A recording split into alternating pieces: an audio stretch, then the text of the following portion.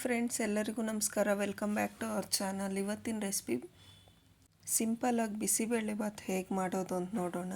First ಒಂದು ಕುಕ್ಕರಲ್ಲಿ oil ಹಾಕ್ಕೊಂಡಿದ್ದೀನಿ. ಸಾಸಿವೆ, ಇಂಗು,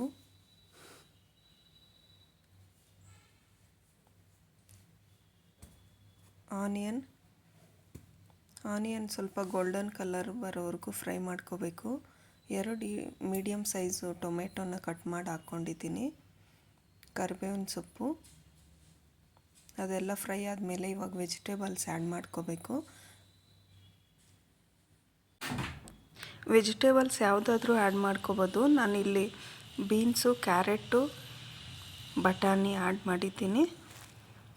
1/2 ಗ್ಲಾಸ್ ಅಕ್ಕಿಗೆ ಅರ್ಧ ಗ್ಲಾಸು ತೊಗರಿಬೇಳೆ ಹಾಕ್ಕೋಬೇಕು. ಆವಾಗೇ ಟೇಸ್ಟಿಯಾಗಿರೋದು ಬಿಸಿಬೇಳೆಬಾತು.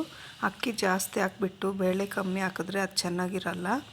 ಅಕ್ಕಿ ಅರ್ಧ ಆದರೆ ಬೇಳೆ ಅರ್ಧ ಹಾಕಬೇಕು. ಇವಾಗ ಅದೆಲ್ಲ ವಾಶ್ ಮಾಡಿಕೊಂಡು ಮಿಕ್ಸ್ ಮಾಡ್ಕೊಂಡು ಇದರಲ್ಲಿ ಕುಕ್ಕರಲ್ಲಿ ಹಾಕಿ ವಾಟರ್ ಆ್ಯಡ್ ಮಾಡಿದ್ದೀನಿ.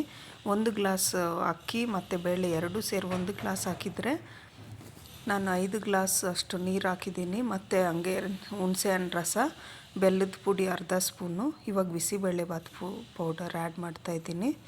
ಎಲ್ಲ ಚೆನ್ನಾಗಿ ಮಿಕ್ಸ್ ಆಗಬೇಕು.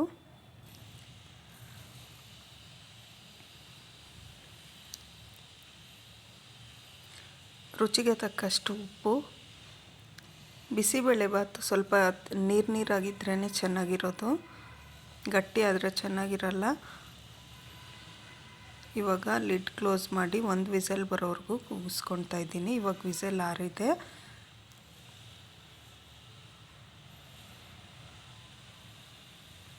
ತುಂಬ ಟೇಸ್ಟಿಯಾಗಿರುತ್ತೆ. ಮಕ್ಕಳೆಲ್ಲ ಇಷ್ಟಪಟ್ಟು ತಿಂತಾರೆ.